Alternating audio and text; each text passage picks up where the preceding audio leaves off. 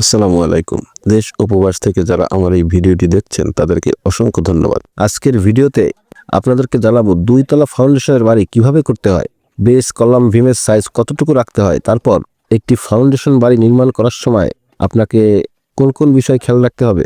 আসলে হয় কি, যারা ড্রয়িং ডিজাইন করে বাড়ি নির্মাণ করেন তাদের তো ড্রয়িংয়েই উল্লেখ থাকে যে বেস কতটুকু খুঁড়তে হবে, তারপর কলামের সাইজ কতটুকু হবে, কলামের রড কয়টা দিতে হবে। তা অনেকেই আছেন যারা একতলা বা 2 তলা বাড়ির ক্ষেত্রে ড্রয়িং ডিজাইন করান না, শুধু মিস্ত্রি ভাইদেরকে দিয়ে এই কাজটা করান। এরকম বেশিরভাগই 1 তলা 2 তলা বিল্ডিংয়ে মিস্ত্রি ভাইদেরকে দিয়ে এই কাজটা করানো হয়। আবার ড্রয়িং ডিজাইন করলেও কাজ করার সময় কিন্তু ইঞ্জিনিয়ার ভাই সবসময় কাজের সাইডে থাকবে না। এজন্য কাজ করার সময় কাজটা কিন্তু আপনাকেই বুঝে নিতে হবে যে কাজটা ঠিক হচ্ছে কিনা। এর কারণ হলো, একটি বাড়ি বানাতে একজন মানুষের সারা জীবনের সঞ্চয় ব্যয় করতে হয়। এজন্য আপনি অবশ্যই চাইবেন যে আপনার বাড়ির কাজটা সর্বোচ্চ ভালো হোক। এজন্য বাড়ি নির্মাণ করার পূর্বে বাড়ি নির্মাণ সম্পর্কিত কিছু ধারণা রেখে তারপর বাড়ি নির্মাণ কাজ শুরু করা উচিত।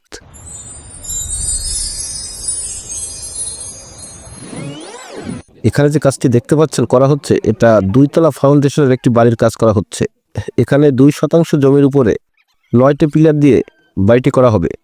তা এখানে দেখছেন যে বেশ খোঁড়া হয়ে গেছে, এখন কলাম ঢালাই করার জন্য রেডি করা হচ্ছে। এখানে আগে অবশ্যই টিন শেড ঘর ছিল, এখন 2 তলার ফাউন্ডেশন দিয়ে কলাম তুলে বাড়ি করা হচ্ছে।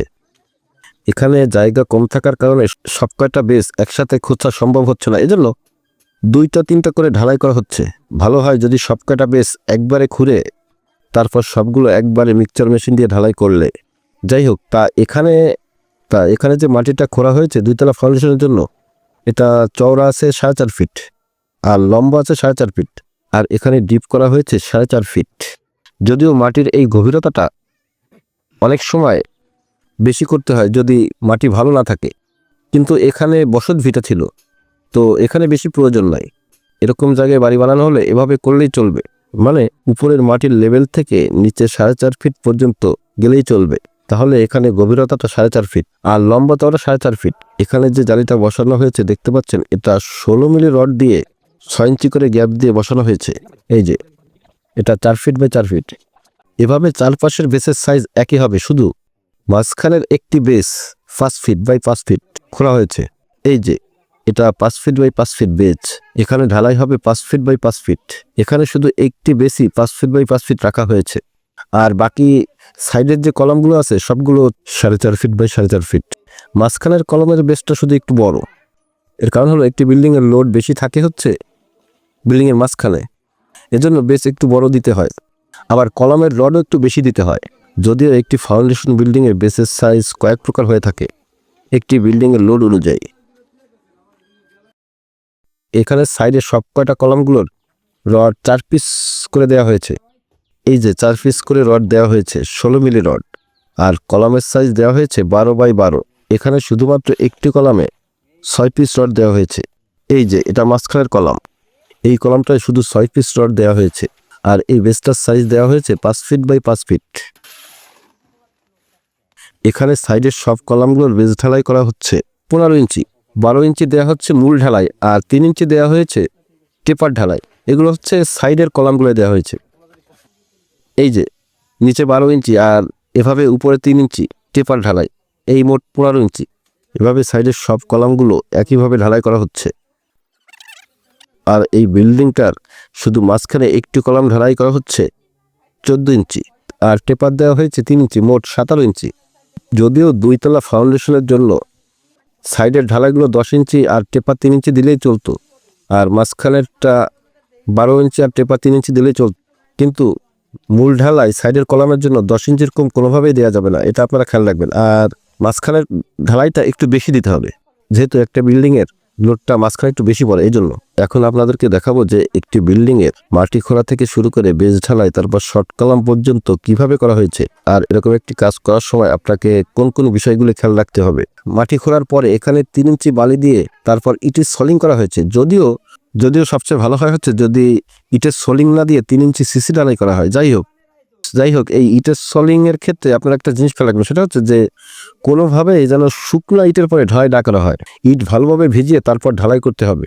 আর বেসের এই জালি বসানোর সময় আপনি খেয়াল রাখবেন হচ্ছে যে যেন জালির রড বেসের সাইডের মাটি থেকে 3 ইঞ্চি ক্লিয়ার থাকে, সব সাইড থেকে 3 ইঞ্চি ক্লিয়ার থাকতে হবে। এমনকি নিচের ইটের সলিং থেকেও 3 ইঞ্চি ক্লিয়ার থাকতে হবে। এভাবে চারপাশে 3 ইঞ্চি করে ক্লিয়ার থাকতে হবে। আর এখানে দেখছেন যে সাইডে কিছু দেওয়া হয় নাই। ভালো হয় হচ্ছে ঢালাইয়ের পূর্বে এভাবে চারপাশে কাট দিয়ে ক্লিয়ার কভারটা অ্যাকুরেট করে তারপর ঢালাই করলে। এখানে অবশ্যই কিছু বেজ কাঠ দিয়ে ঢালাই করা হয়েছে, আর কিছু বেজ এমনি করা হয়েছে। এমনি করলেও চলবে, কিন্তু কাঠ দিয়ে করলে ভালো হয়। তবে আপনাকে খেয়াল রাখতে হবে যে কোনোভাবেই যেন বেসের জালির রড মাটির সাথে মিশানো থাকে, যেন 3 ইঞ্চি করে চারপাশে ক্লিয়ার কভার থাকে, সেটা আপনি ভালোভাবে খেয়াল রাখবেন। আর যেটা খেয়াল রাখবেন সেটা হচ্ছে এই বেস ঢালাই করার সময় প্রতিটা বেসের তলার লেভেল যেন একই থাকে, মানে কোনোটা উঁচু কোনোটা নিচু এভাবে থাকা যাবে না, সেটা আপনারা খেয়াল রাখবেন। আর যেটা খেয়াল রাখতে হবে সেটা হচ্ছে এখানে দেখেন, এখানে জালির নিচে ইট দেওয়া হয়েছে। ইট দিলেও চলবে, কিন্তু এখানে ইটের পরিবর্তে সিসি ব্লক দিলে আরও ভালো হয়। আর এখানে দেখছেন যে কলাম সেট করার জন্য প্রথমে জালির নিচে একটা রিং বাঁধা হয়েছে।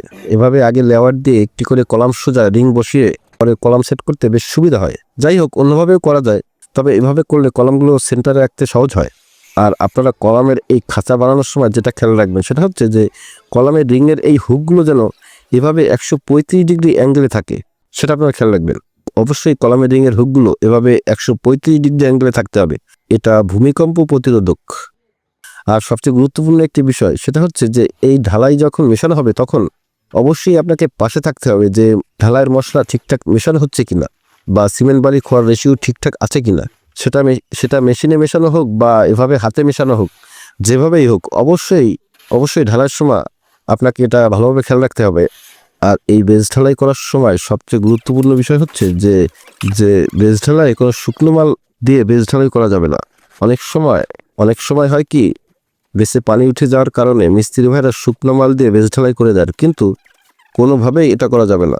যদি বেসে পানি উঠে যায় তাহলে আগে পাম্প দিয়ে পানি সেচে তারপর মাল মাখিয়ে বেজ ঢালাই করতে হবে। এটা একজন বাড়ির মালিক হিসেবে আপনাকে খেয়াল রাখতে হবে। আর এখানে দেখছেন যে 2টা বেস একসাথে ঢালাই করা হচ্ছে। এভাবে করলে একে কম্বাইন ফুটিং বলা হয়। তা একটা কলাম থেকে আরেকটা কলামের দূরত্ব যখন কম থাকবে তখন এভাবে ঢালাই করা ভালো।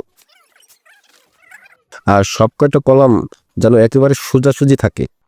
যদিও ডিজাইনের সাথে কলাম আগে পিছে থাকতে পারে, সেটা আলাদা বিষয়, কিন্তু লেআউট অনুযায়ী সবকটা কলাম অ্যাকুরেট আছে কিনা সেটা আপনি খেয়াল রাখবেন। তাহলে এখানে 2তলা ফাউন্ডেশনের জন্য বেস ঢালাই করা হয়েছে 4.5 ফিট বাই 4.5 ফিট, আর এখানে ডিপ করা হয়েছে 4.5 ফিট। শুধু মাঝখানের একটি কলামের বেস ঢালাই করা হয়েছে 5 ফিট বাই 5 ফিট, আর এখানে সাইডের সবগুলো বেসই ঢালাই করা হয়েছে 15 ইঞ্চি হাইট। তার মধ্যে মেইন ঢালাই 12 ইঞ্চি আর টেপার ঢালাই 3 ইঞ্চি দেওয়া হয়েছে। এই মোট 15 ইঞ্চি ঢালাই দেওয়া হয়েছে। আর শুধুমাত্র মাঝখানের একটি বেস ঢালাই করা হয়েছে 17 ইঞ্চি হাইট, তার মধ্যে 14 ইঞ্চি মেইন ঢালাই আর উপরে 3 ইঞ্চি টেপার ঢালাই, এই মোট 17 ইঞ্চি। আর এখানে কলামের রড দেওয়া হয়েছে, সাইডের সব কয়টা কলামগুলো রড দেওয়া হয়েছে 4 পিস 16 মিলি রড দেওয়া হয়েছে। শুধুমাত্র মাঝখানের একটি কলামে রড দেওয়া হয়েছে 6 পিস 16 মিলি রড, আর বেসের জালির রড দেওয়া হয়েছে 16 মিলি, 6 ইঞ্চি করে গ্যাপ দেওয়া হয়েছে। আর এখানে দেখছেন যে শর্ট কলামগুলো করা হয়েছে, এগুলো সাইজ সব 15 ইঞ্চি করে দেওয়া হয়েছে। যদিও 15 ইঞ্চি করে লাগে না, উপরের কলাম যেহেতু 12 নিচের শর্ট কলামগুলো 13 বা 14 দিলেই চলতো। কিন্তু স্টিল ফর্মওয়ার্ক দিয়ে শাটারিং করলে হয় কি 13 ইঞ্চি বা 14 ইঞ্চি ঢালাই দেওয়া যায় না, এজন্য 15 ইঞ্চি করে দেওয়া হয়েছে। তাই একটু বেশি করলে কোনো সমস্যা নাই। কিন্তু অনেকে আছেন যারা উপরের কলাম সাইজ যা হবে নিচেও সেটা দিয়ে থাকেন, কিন্তু সেটা করা উচিত নয়। উচিত হচ্ছে যে নিচের ফুটিং কলাম একটু বেশি দেওয়া। যেমন উপরের কলাম যদি থাকে 12 তাহলে নিচের কলাম দেওয়া উচিত 13 বা 14 দেওয়া উচিত। এটা আপনারা বাড়ি নির্মাণ করার সময় খেয়াল রাখবেন। আর এই পুটিং কলাম করার সময় আরও একটি জিনিস আপনারা খেয়াল রাখবেন, সেটা হচ্ছে কলামের কভারিং যেন এভাবে চারপাশে সমান থাকে, আবার যেন কোনো সাইডে 1 ইঞ্চি আবার কোনো সাইডে 3 ইঞ্চি এভাবে যেন না থাকে। পুটিং কলামের কভারিং যেন এভাবে সব সাইডে সমান থাকে, সেটা আপনারা খেয়াল রাখবেন।